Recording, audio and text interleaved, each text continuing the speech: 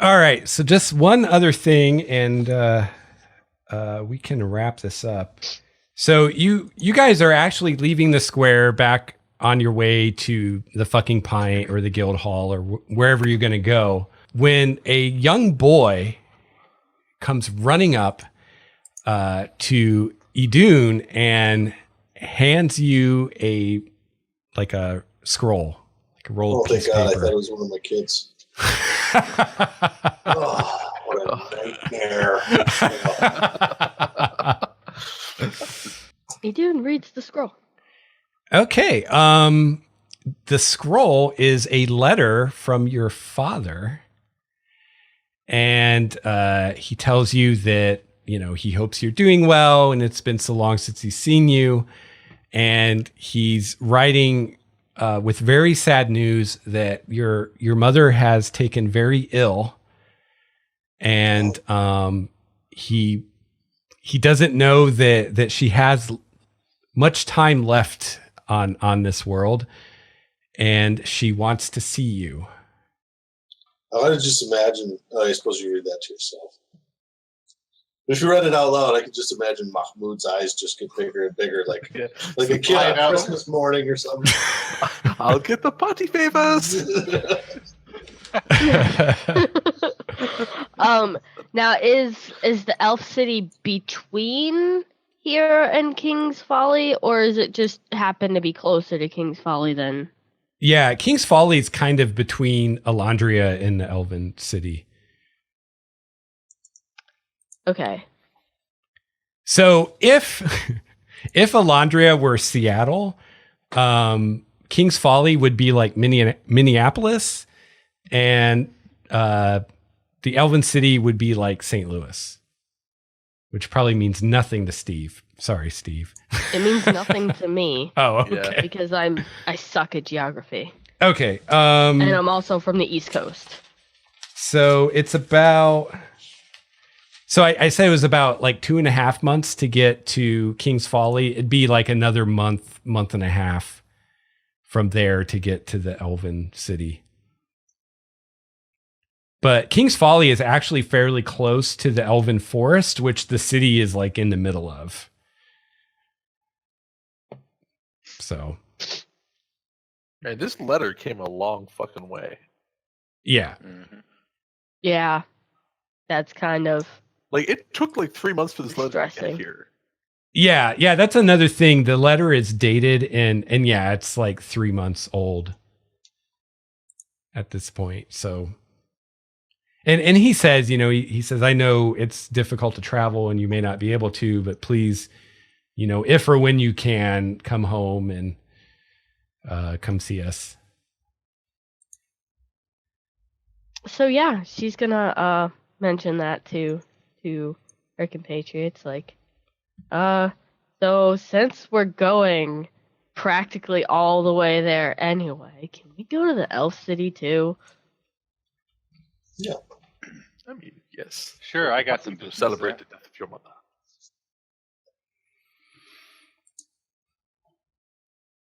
There's the glasses. Yep. Nice. Oh, and kind of like as a PS in the letter, he also says that if things go badly, there's also the matter of your inheritance to discuss.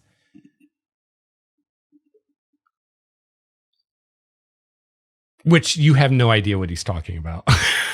I have no idea what he's talking about because last I knew all we had was a bunch of apple trees that my mom kept alive and. Yeah. Okay. Maybe they're like seedlings of. It's a bunch of apples. You got a lot of apple juice. We got apple cider. Apple cider. They're the wrong kind of apples. She makes the green apples. All right. So I think we'll wrap it up there. And next week we can start with the journey. So We'll have to see if we can work. We're just talking while you stepped up for a second, Lex, Yeah. about working Nathan in because he's part of the group, yeah. but he's not really like around. So Yeah, well, hopefully he can be here next week, before you leave the city. Mm-hmm. And, I kind of tried to work him in a little bit, saying that he was in the fucking pint with you. So yeah, he's part of the group. Just for some reason, his character didn't go on this little adventure with you. Maybe he was mad. Passed out. Yeah. So I said he was passed out on, of course. Yeah. and maybe he was a little mad he didn't get invited to the orgy. I mean, I would have been, but he looked down from the stage and saw most of the group was gone. Where'd they go? Where'd everybody go?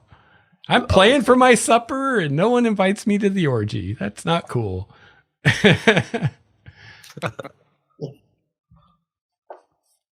So yeah, hopefully Nathan can make it next week. But if he can't, I'll just worry about how to work him in when the time comes.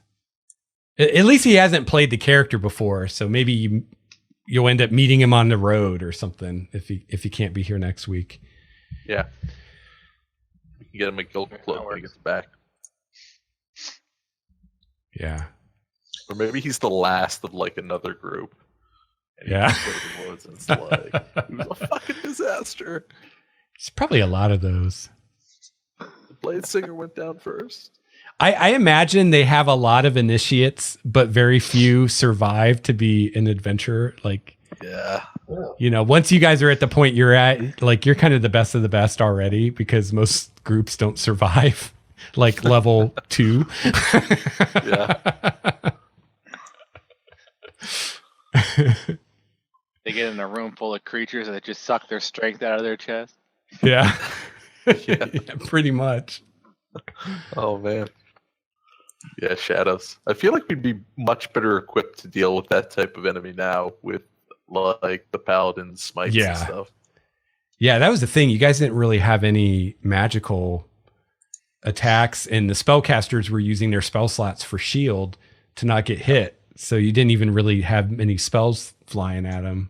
Yeah. Literally the only person who could actually deal damage to them was Azrael. Yeah. The shadows, the problem with the shadows is they each one kind of gets 2 attacks because there's that strength. Yeah. You know what I mean? Yeah. And they're drawing from basically a separate pool of, strength points. Yeah. But it's a smaller pool as well. So, yeah. Right. That's just a really tough, even at higher levels, they maintain their they stay dangerous because your strength doesn't go up nearly as much as your hit points do. Right. Yeah, that's a good point. Yeah, like Mahmoud only has 8 strength now, so if he got attacked by a couple of shadows and it went badly, he could go down pretty quick. Yeah, and it's what, D4? They were doing D4 strength damage or something? Yeah, I think so. My guy who's built for strength has got 17, or Idunn has 18. That's not really that much. Plus, if you're a strength fighter, it's harder for you to then hit them back. Yeah. So it kind of accelerates itself. Shadows that's a really tough. Man. Now we know 3 good hits, mass would be gone. Yeah. We could that's a great way to assassinate somebody. You just drop like 6 shadows in the room and be like, yeah. Yep. Yeah, that was pretty rough. I realize now, like, looking back, it's like pretty much everything I threw at you those first few sessions was resistant to normal damage. That's the other thing. Yeah. It just gets hard to do anything, Mm-hmm. And it doesn't seem reflected in the amount of XP you're supposed to, when you're creating the encounter and you have like an XP budget. Just take it easy, talk. Jesus. Sometimes you're so aggressive about getting petted. It's like, pet me now! My chair will start moving because he's pushing on it. That's awful. Hilarious. Yeah, my pit does the same thing. Yeah. Aggressively passive. Wait, do you have a pig? No. I have a pit bull. Oh, pit. Okay. I thought he said pig too. I'm like, what? Yeah, because I know people have them as pets, and they're pretty smart apparently. Yeah. That's cool. But the XP numbers you get for shadows that doesn't accurately reflect how difficult they are. Yeah. No. They got that wrong. You really got to kind of know. You got to know what your guys have in terms of weapons and stuff. Yeah, maybe they're assuming that by 4th level you have magic weapons. I don't know. You would have access to the magic weapon spell, probably, right? Yeah, that's true. So, yeah.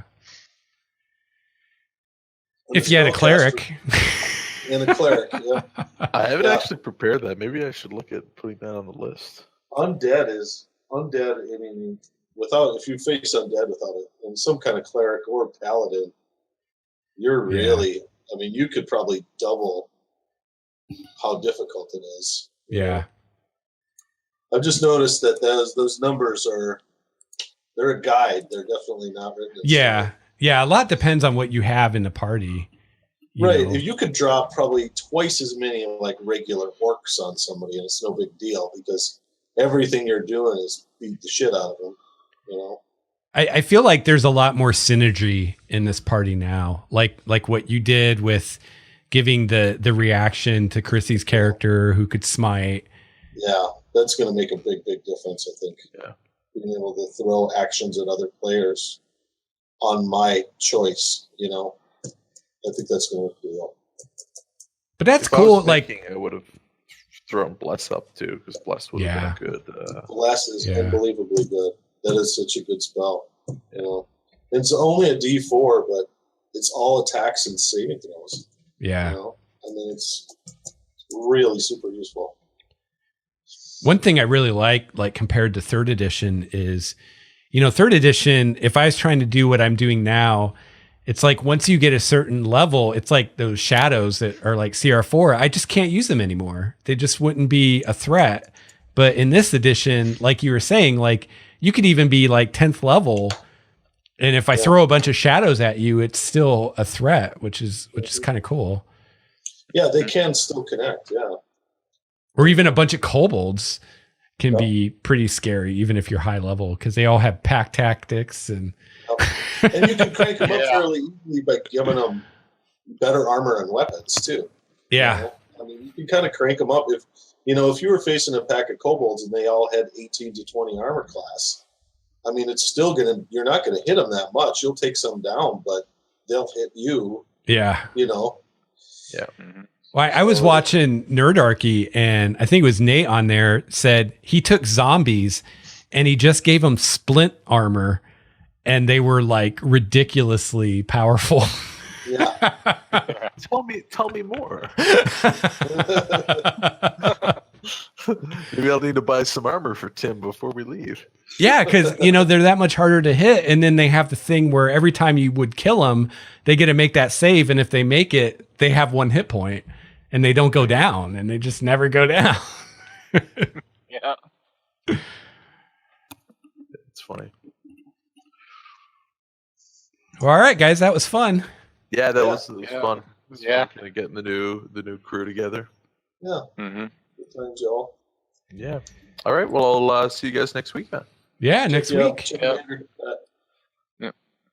See you guys. See ya. Later.